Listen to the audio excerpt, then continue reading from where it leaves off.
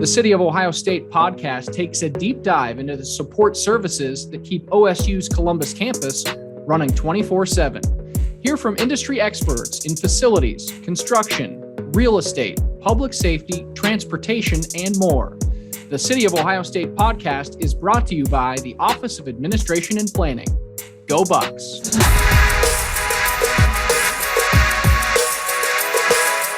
Hello and welcome to the City of Ohio State podcast. I'm your host, Dan Hedman. Last month, we discussed deferred maintenance. For episode 8, we're looking ahead to these colder months to understand how Ohio State handles winter weather, from when to hold classes to how to keep campus safe.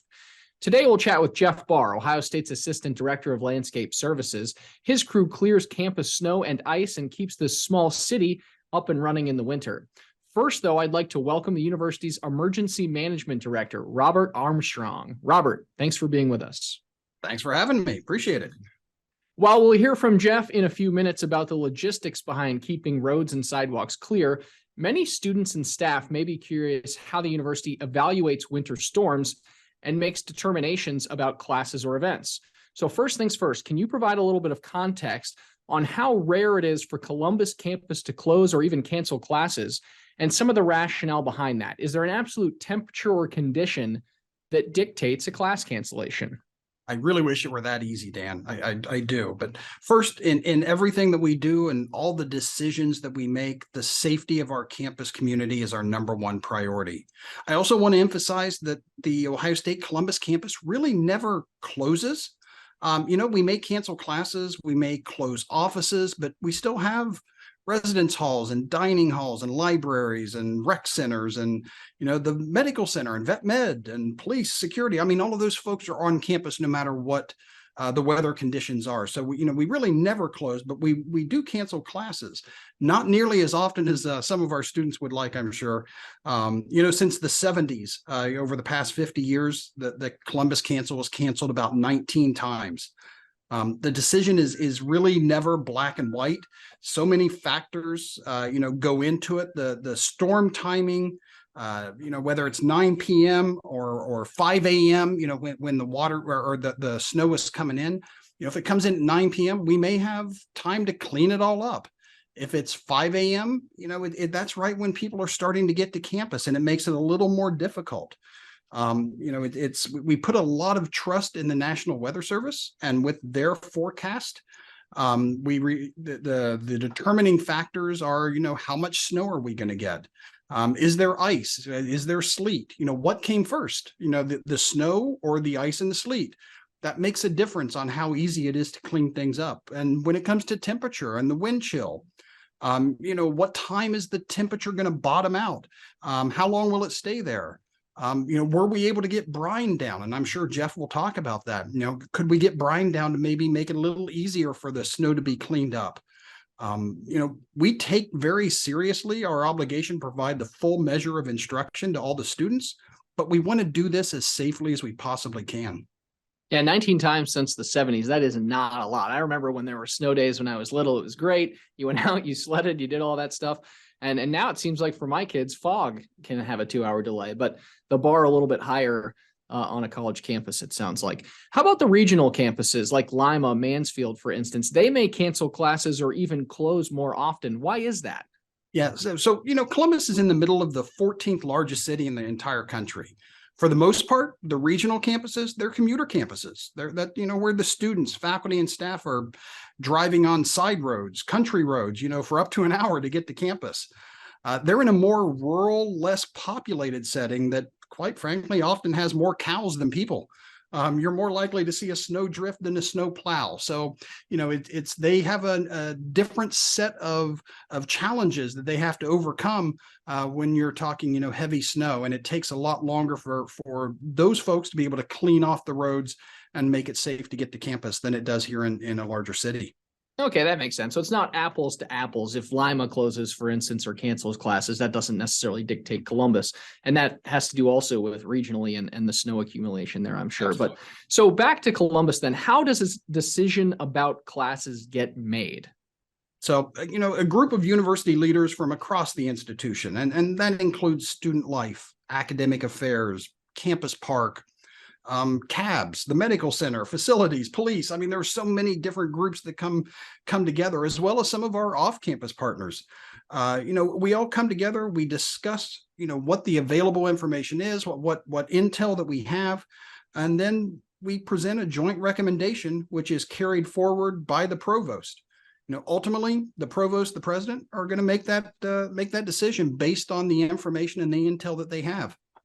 So what other factors may be considered then, and who all gets consulted when gathering information? I mean, you talked about some of those groups, but what sorts of things are you trying to pull out of the conversation when you're getting on the phone at 9, 10 o'clock at night?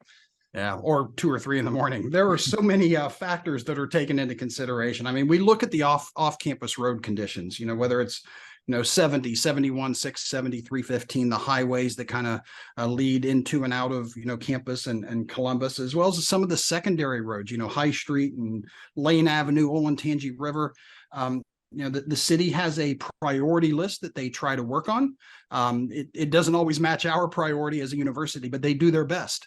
We stay in very close communication with Franklin County, the sheriff's office. They are the ones that issue a snow emergency. So, if there's a level 1 snow emergency, that just means, things are a little bit slick. You want to be careful. But when you get to the level 2 or 3, that kind of changes changes, the decision a bit. And we work to try and figure out what the best recommendation is to push forward. We'll also look at the forecast for the coming hours. And, how do the campus roads look and the sidewalks look and the parking lots? And we also do, I want to make sure I mention, we do look at disability access. We take a look to make sure that do we have the cutouts on the sidewalks, clear where those who need it can use it. Yeah, and a lot goes into this, right? You would think it's much easier, like to have class or not have class, but with people living on campus and a medical center, I mean, when you start to close things down, it makes life on campus harder for those folks too, I imagine. So, okay, finally, before we bring in Jeff Barr, and I appreciate everything we've heard so far, Bob, I've heard that once people get to campus, they're like, oh, the roads are clear, but sometimes it's getting to campus that's the hurdle. One, kind of what does that say about Jeff's team, who we're about to speak with? And then two, how does that factor into your decision making when you're having these conversations? Not just the getting to campus, but getting around when you're here. Yeah, Jeff's team, and I know you're going to talk to him. They do an amazing job. I don't remember, and I'm sure he'll talk about how many miles and miles of roads and sidewalks they have, and they just do a fantastic job of getting campus clear. We know we can't make this decision in a vacuum. Input from a variety of sources and viewpoints, both on campus and off campus are needed for us to make an informed decision. And there's a lot of factors to consider. All right, Bob, thanks for being with us. Thank you very much. We'll now bring in Jeff Barr. Jeff is FOD's Assistant Director for Landscape Services, a group largely responsible for maintaining campus roads and sidewalks. Jeff, whether or not classes are canceled, your crew is hard at work. What is a typical shift like during a winter storm, and what is the manpower and equipment used? First of all, there usually is no typical winter storm. So the timing of the storm really dictates what we will do. The manpower that we have is about 30 full-time staff that will work. And we also use mostly our utility vehicles, which you see around campus are the orange Kubotas or the green John Deere Gators with snow plows and salt spreaders. We also use your typical pickup trucks with plows and the larger dump trucks that you see using on our roadways and docks that the landscape crew will be clearing. Yeah, it's a really impressive operation, right? I mean, the name of the podcast is City of Ohio State, right? And that's because we're so similar to a city, right? I mean, we have our own medical center, there's sporting events, roads, sidewalks, residence halls. So can you put into perspective for us here just the volume? It's 40 miles of roadway, I think 140 miles of sidewalk, give or take, on campus. How long does it take to clear one time, and how do you keep up with the storm? And then I guess second part, are there any priority areas that you would clear first? Usually it'll take somewhere between 6 and 8 hours to clear the sidewalks and roadways one time. The way we keep up with it is that we do prioritize some areas over other areas.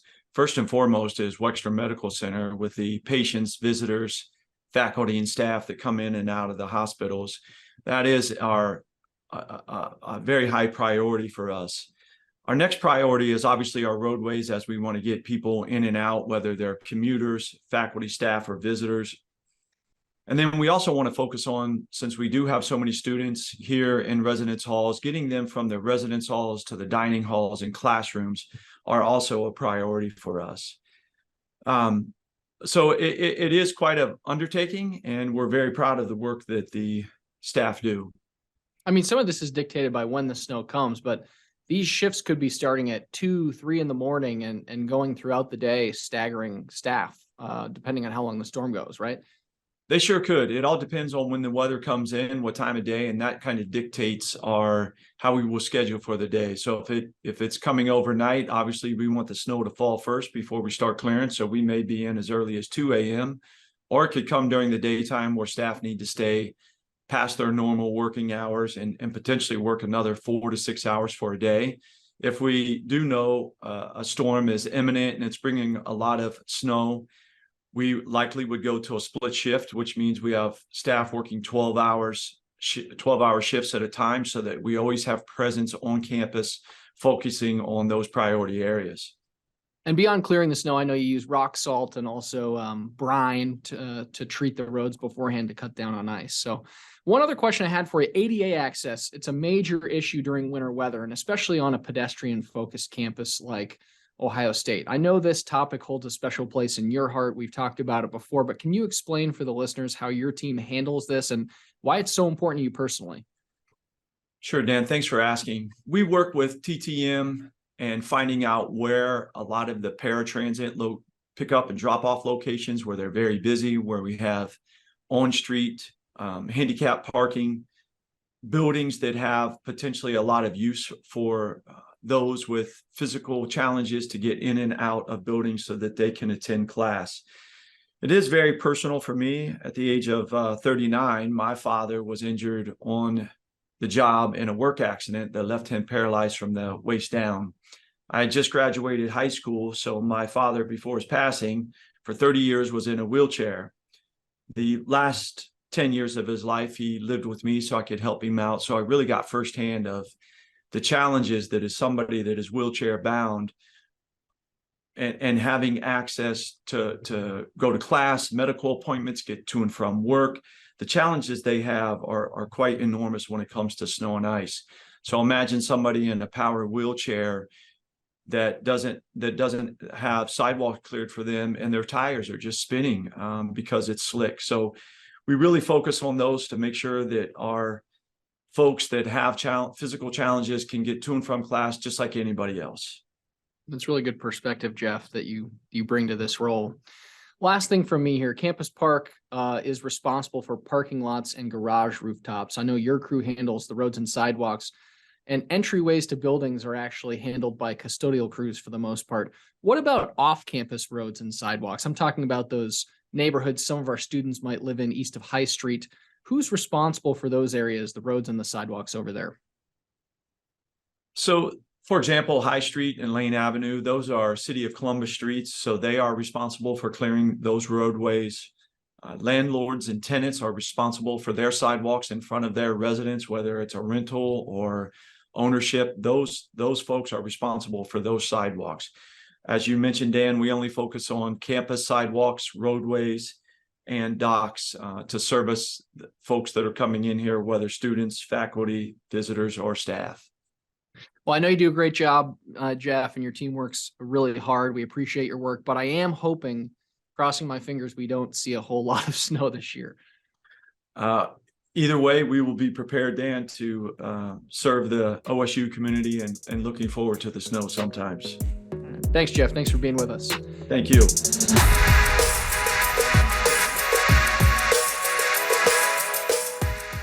The City of Ohio State podcast is brought to you by the Office of Administration and Planning. Until next time, be kind and go Bucks.